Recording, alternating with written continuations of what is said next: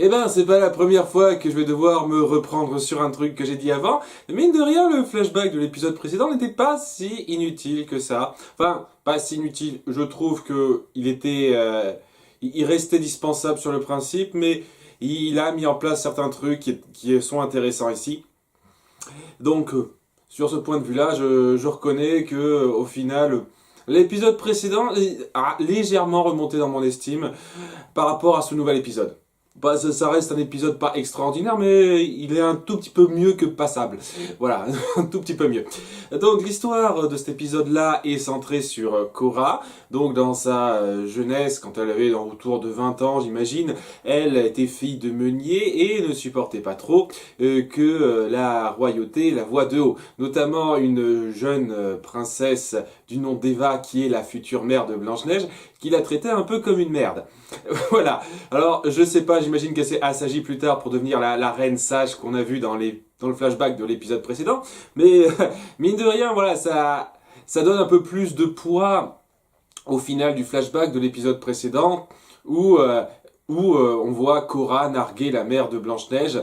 On se dit, ok, il y a une raison légèrement plus profonde que dire toi sur ta haute sur ton haut piédestal qui a eu tout ce que tu voulais, maintenant je vais pouvoir prendre ta vie, etc. Je me suis dit que je pensais que c'était juste parce que voilà, c'était une reine et tout, mais il y a un petit truc entre elles dans le passé, donc ça rajoutait un petit peu de profondeur à ça. Donc voilà, elle le vit assez mal, elle décide de se faufiler dans une soirée masquée pour vivre un petit peu la vie de la haute bourgeoisie, hein. Le roi qui est en fait le père d'Henri, le futur père de Regina, faut faire le lien, qui la remarque assez vite, elle balance une excuse pourrie à sa présence en disant ah, vous savez, moi je peux transformer la paille en or. Et donc, mais vu que vous m'avez vexé, vous n'y aurez pas droit. Mais le roi ne se laisse pas trop faire et dit ok, écoutez tout le monde, cette femme dit qu'elle a le pouvoir de changer la paille en or. Donc d'ici demain, j'espère que tu vas y arriver, sinon je te fais exécuter, ma vieille. Voilà, donc ça passe pas très bien pour elle, hein. Et c'est là que Rumpelstiltskin apparaît et lui propose le contrat de lui permettre d'avoir de la paille en or par sa magie si elle lui donne son enfant premier-né. Voilà, donc elle décide un petit peu de changer le contrat en lui disant non, je veux pas que tu fasses ça, je veux que tu m'apprennes à le faire. Ce qui en soi est une marque d'ambition, hein, c'est vrai. Ouais, on sent le côté très ambitieux du personnage et c'est ça qui c'est ça qui le rend très intéressant. Je reviendrai en détail là-dessus. Il change le contrat par rapport à ça en disant qu'il va lui apprendre. Le truc que j'ai pas aimé dans cet épisode tout court, qui m'a pas mal gêné, c'est que donc voilà, elle arrive à transformer la paille en or.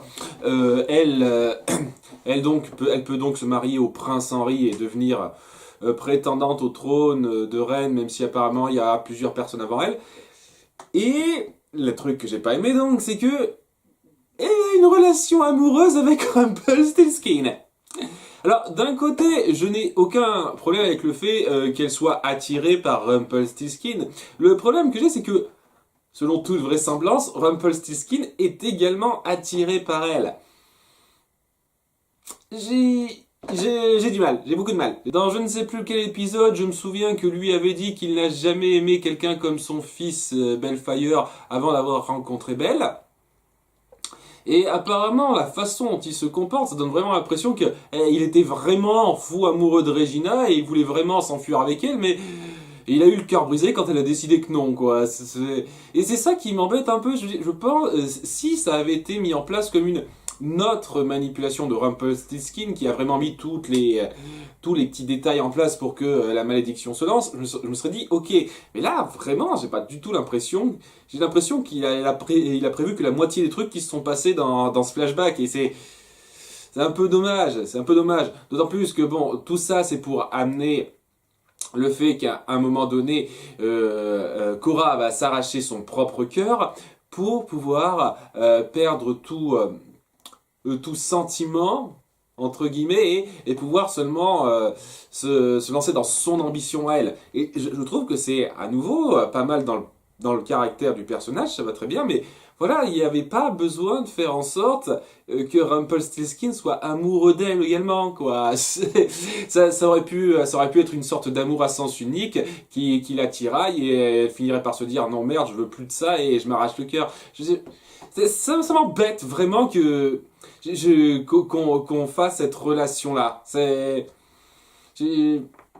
m'embête. Voilà. Mais cela étant, en dehors de ce détail-là, c'est un très bon développement, une très bonne origin story pour Korra. Très sincèrement, on sent d'où est tirée son ambition, on sent jusqu'où elle est allée pour pouvoir les suivre à fond. On a un aperçu du père de Regina, Henry, qui était déjà un type sympa à l'époque. Vraiment, il a un côté très sympa qui se laisse faire. Dès le début, on le voit, donc ça, c'était pas mal comme origine. Le Henry, Papa Henry, je trouve vraiment... C'est un personnage qui est souvent mis en second plan. Je trouve qu'il a un côté très... un côté qui fait beaucoup de peine, ce personnage, quoi. Il a un côté sympathique qui fait beaucoup de peine, qui se laisse vraiment entraîner dans toutes ces choses, parce que, par amour pour sa fille, et j'imagine pour Korra. Et c'est vraiment un personnage un peu tragique sur les bords, ce pauvre gars qui peut rien faire, qui se laisse faire. Donc ouais, très bonne origine du personnage. Dans notre monde, Rumpelstiltskin, Emma et toute la bande sont de retour. Et avec l'aide de Bellefire, de Blanche-Neige et du Prince Charmant, ils décident de se préparer à l'attaque de Regina et Korra. Apparemment, Korra ne peut pas l'invoquer de n'importe où, Rumpelstiltskin, alors que... ça semblait être le cas avant, mais non, apparemment il faut être proche de Rumpelstiltskin pour pouvoir utiliser la dague et le commander. D'accord. Remarque, c'était pas non plus... c'était pas super clair, etc. Donc ça me dérange pas du tout ça, mais c'est histoire de dire une petite pensée comme ça. Rumpelstiltskin ne peut pas se soigner avec sa magie parce que... besoin scénaristique. Oui, je sais pas, il a récupéré sa magie normalement, il y a des tonnes de trucs qui pourraient peut-être soigner, mais apparemment non, quoi. Crochet a choisi le poison qui peut pas, qui peut pas être guéri simplement, hein. Donc, alors qu'il se prépare à accueillir les deux sorcières, Rumpelstiltskin a une petite conversation avec Blanche-Neige qui est toujours dans sa face. Je vais la tuer, Korra. Je suis légèrement maléfique maintenant parce que j'en sais rien ça. Je continue de penser que c'est ridicule de faire passer ça comme quelque chose d'extraordinairement affreux quand ça l'a pas dérangé une seule seconde de voir Grincheux tuer un mec dans le dos avec une pioche. Je veux dire, vous allez pas me faire croire dans l'épisode 20, c'était l'épisode 21, c'est ça. Vous allez pas me faire croire dans cet épisode 21 de la saison 1 que le soldat est pas mort, là. Il s'est pris un putain de coup de pioche dans le dos, là. C'est bien entendu qu'il l'a tué, Grincheux. Et Blanche-Neige, elle est tout sourire. Ok, merci. Là, ça te dérange pas, là, mais par contre, qu'on tue une sorcière maléfique et qui s'est prouvée super dangereuse, ah mon dieu, ça devient un grand dilemme moral. Cela dit, ça va être rattrapé par une scène plus tard que je vais raconter dans 30 secondes. Donc, Blanche-Neige est toujours dans son trip « Je veux tuer Korra » et Rumpelstiltskin lui passe la fameuse bougie qu'on avait vue dans l'épisode suivant, qui était introduite dans le flashback de l'épisode suivant, qui pouvait sauver une vie en échange d'en prendre une autre. Donc le truc avec ça, c'est d'utiliser cette bougie pour sauver Rumpelstiltskin, tout en prenant celle de Korra. Seulement voilà, hein, Korra, elle va pas se laisser faire comme ça, mais étant donné qu'on a montré dans le flashback qu'elle avait retiré son cœur elle-même pour ne plus avoir ses sales sentiments, et, on pourrait utiliser la bougie sur son cœur et il suffirait juste après qu'on lui remette dans la poitrine. Voilà donc ce qu'elle compte faire, Blanche-Neige, après avoir un petit peu cogiter là-dessus. Donc elle se rend dans la crypte de Regina, qui donc contient le cœur de sa mère, et qui, comme par hasard, brille alors que Blanche-Neige l'approche, parce que c'est pratique comme ça, ce sera beaucoup plus simple que de chercher au pif. Donc là, elle enchante le cœur, elle le maudit plutôt, et dans une scène, alors là, que j'ai trouvé très très bien faite aussi. Il y a beaucoup de scènes que j'ai trouvé très bien faites dans ce film, hein, dans cet épisode. Et celle-là, c'est une des plus fortes pour moi. C'est là, on voit que Blanche-Neige, elle se contente pas de dire je vais tuer Cora, je vais être sournoise et je vais manipuler Regina. Alors en lui disant tiens voilà son cœur, je te le donne. Tu t'es bien rendu compte qu'elle n'arrivait pas à t'aimer, peut-être qu'en récupérant ton cœur, tu pourras vraiment avoir l'amour de ta mère. Elle manipule les émotions en ayant l'air d'être qui elle est d'habitude, c'est-à-dire la personne pleine de compassion qui pense aux autres en disant ok, je pense à toi, tu pourras récupérer l'amour de ta mère, alors qu'en fait elle la manipule de façon sournoise.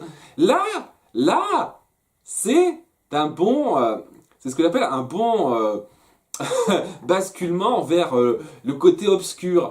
C'est-à-dire pas juste dire ah, je vais tuer cette sorcière qui honnêtement sera très difficilement contenue autrement. Je vais manipuler de façon très froide une personne et ses émotions pour arriver à mes fins. Et là j'avoue c'était intense. Donc je vais revenir sur la conclusion là-dessus. Donc pendant tout ce temps-là, Emma lance une espèce de sort sur la boutique qui est vite cassé la première fois. Il y a un petit combat entre elle, Bellfire et les deux sorcières. Et après ce petit combat qui n'est pas allé très loin, à part le fait que ça a fait jarter le prince charmant, et elle décide de se replier un peu plus loin dans la maison, de relancer un sort, et ce sort de protection dure 10 fois plus longtemps que le premier. Alors je sais que c'était un endroit plus restreint, j'imagine que comme c'est plus restreint, moins diffus, c'est plus fort, mais quand même je trouvais quoi, ouais, la première protection, voilà, 5 secondes c'est cassé, deuxième protection, on met un quart d'heure pour la briser. Ouais, voilà. Vous savez, à nouveau, c'est vraiment que des tout petits trucs comme ça que c'est vraiment pas gravissime. C'est vraiment pas gravissime. C'est juste parce que j'aime bien chipoter. Donc pendant tout ce temps-là, alors que la vie de Rumpelstiltskin commence à le quitter peu à peu, dans ses derniers instants, il veut passer un coup de fil à Belle. Dans la scène la plus touchante de l'épisode pour moi, où il finit par avoir la bonne approche cette fois, où il lui dit tu es une héroïne, tu m'as sauvé, tu as permis, tu m'as donné depuis longtemps l'envie de redevenir ce que j'étais avant, donc même si tu as du mal à savoir qui tu es, quand tu te regardes dans la glace, tu es une héroïne. Voilà qui tu penses que tu dois être.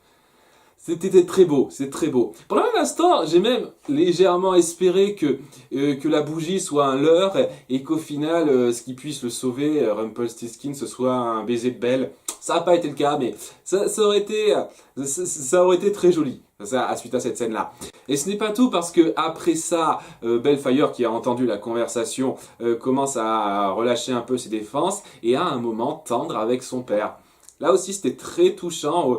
Où il finit par se dire je ne savais pas que tu pouvais avoir cette partie-là en toi. Et il y a un moment très touchant entre deux, tout comme le moment très touchant avec Belle. Ces deux moments s'enchaînent, c'était très beau, quoi. C'est le meilleur passage de l'épisode, clairement. Mais bon, malgré tout ça, Regina est toujours sur, sur le qui-vive. Elle finit enfin par casser la protection. Elle envoie valdinguer au loin Bellfire et Emma d'un petit sort rapidement. À se demander pourquoi elle n'a pas fait ça dès le début, hein. Et c'est là qu'il y a un moment, j'imagine, touchant entre eux. À nouveau, c'est vraiment la confirmation comme quoi, apparemment, Rumpelstiltskin ressentait quelque chose pour elle à ce moment-là, en demandant ah, j'arrive à voir le futur sur certains points, mais j'ai pas su savoir certains trucs, comme le plus important, est-ce que tu m'as vraiment aimé? Et elle lui dit oui, c'est à ton avis pourquoi je me suis arraché le cœur. Ok, C'était ça le truc, j'arrive pas à intégrer de façon positive le fait que Rumpelstiltskin ait été amoureux de Korra. Ça me... Ah oui, au fait, j'en ai pas parlé de ça, de ce détail-là dans le flashback, tant que ça me vient en tête. Donc oui, il y a aussi un passage très rapide, histoire de dire que, ah, ben, maintenant qu'on s'aime, toi et moi, Korra, je vais un peu changer le contrat en disant que ton premier enfant, en fait, c'est notre premier enfant. Pour les besoins du scénario, à nouveau, parce que si t'étais si sûr de ça, que ce serait votre premier enfant, je veux dire, ça servait absolument à rien de changer la clause du contrat. C'était histoire de dire, ah, je me sens trahi et maintenant je ne pourrai pas prendre ton premier enfant puisque j'ai changé le contrat n'importe comment. Ouais, j'ai pas parlé de ça, donc je tiens à le dire, c'était une scène... C'était très forcé ce passage-là. Hein. Ouais. Enfin bon, c'est juste à ce moment-là, juste 2 secondes avant qu'elle ne finisse par poignarder Rumpelstiltskin avec le poignard et donc à devenir le ténébreux elle-même, que Regina finit par lui rentrer son cœur dans sa poitrine. Ce qui apporte un moment touchant entre elles deux où pendant 20 secondes, Korra finit par avoir un peu des sentiments et être un peu... Enfin, ces sentiments qu'elle joue un peu... elle joue de façon un peu simpliste, je trouve. C'est-à-dire, oh, j'ai... et pas plus que ça, quoi. Elle a juste un gros sourire, quoi. Mais sans plus. Je veux dire, ça aurait pu être joué un petit peu... avec un peu plus de teinte, de nuances que ça. Là, c'est juste... Oh, ma fille, je t'aime. Bon, elle ne le dit pas dans ces termes-là, mais quand même, c'était... J'en sais rien. L'actrice ou peut-être le metteur en scène, enfin le réalisateur, aurait pu faire en sorte que ce soit un chouïa mieux mis en scène. À nouveau, je pinaille, c'est pas grave, c'est vraiment pas grave, c'est rien. Ça reste plutôt joli sur le principe, mais c'est à ce moment-là que... Et oui, elle crève à cause de la magie de la bougie, tandis que Rumpelstiltskin est complètement guéri et vit. Voilà, donc pendant tout ce temps-là aussi, Blanche-Neige a fini par se rendre compte de jusqu'où elle est allée et qu'elle ne veut pas faire ça. Elle essaye d'arriver pour empêcher ça, mais elle arrive 30 secondes trop tard et Regina est un petit peu en rogne contre elle. Et ça se termine là. Voilà, donc j'ai beaucoup de mal à croire que Regina puisse se racheter et devenir dans le camp des gentils après ça. Mais bon, hein, j'en sais rien, j'en sais vraiment rien. En toute honnêteté, je vais clairement pas insulter ou en vouloir à Blanche-Neige pour ce qu'elle a fait. Parce que c'était une tactique qui certes elle est un peu trop loin, mais avec une fin qui justifiait un peu ça, un peu. Hein, je sais que la fin justifie les moyens n'est pas toujours n'est pas toujours un bon dicton à suivre, mais sur le principe, je veux dire, si elle n'avait pas fait ça. Ça aurait été la merde. Korra n'aurait toujours pas son cœur, c'est toujours une garce. Rumpelstiltskin serait mort et elle aurait eu les pouvoirs du ténébreux, elle serait complètement instoppable. Donc, elle a beau comment dire, elle a beau se sentir mal de ce qu'elle a fait, mine de rien, ça a été efficace et ça a permis de sauver la situation. Mine de rien, hein. Donc, non, mais enfin, pour une fois, Regina va avoir une bonne raison de lui en vouloir. Voilà, enfin, j'ai envie de dire, hein, depuis tout ce temps, parce que... parce que voilà, cette espèce de vengeance qu'elle a ourdie contre elle, c'était très mal avisé, très mal dirigé. Là, maintenant, ils vont essayer de lui donner ça va avoir une direction plus compréhensible. Voilà. Donc ouais, je penserais pas à Regina comme juste une méchante garce, mais comme une méchante tragique. Toujours irrécupérable avec ça pour moi. Vraiment, j'ai du mal à voir comment elle pourra être récupérable, mais oui, ça reste un développement très intéressant. Alors, la seule chose qui arrête pas de me faire tiquer et dont j'arrête pas de parler, c'est le fait que j'ai énormément de messages qui me disent que c'est super quand elle est gentille, Regina. Enfin bon, je vulgarise un peu. Je me dis, ouais, là, Et on m'a dit, il y a même un message qui m'a dit, oh, t'inquiète pas, le passage de Regina vers le bon côté sera bien fait. Je veux dire, j'ai pas de grands espoirs après ça, hein, j'ai le léger sentiment que ce sera forcé. Et même Henry, son fils adoptif, aura cette fois beaucoup de mal à me convaincre que Regina peut basculer du côté des gentils de façon naturelle. Voilà, j'ai du mal. Cela étant, à nouveau, c'est par rapport à ce qu'on m'a dit. Si vraiment je faisais pas gaffe aux commentaires et que j'y réfléchissais pas, que je savais pas par avance certains trucs et vraiment c'est ça qui me fait regretter d'avoir lu certains commentaires malheureusement. Mais bon, si je savais pas ça, j'aurais pas vraiment à me plaindre. Je me serais dit, c'est un cas de méchante tragique qui ne pouvait pas se sortir de la tête un amour très malsain envers sa mère et qui à cause de ça va virer du côté obscur de façon irréversible, de façon fatale.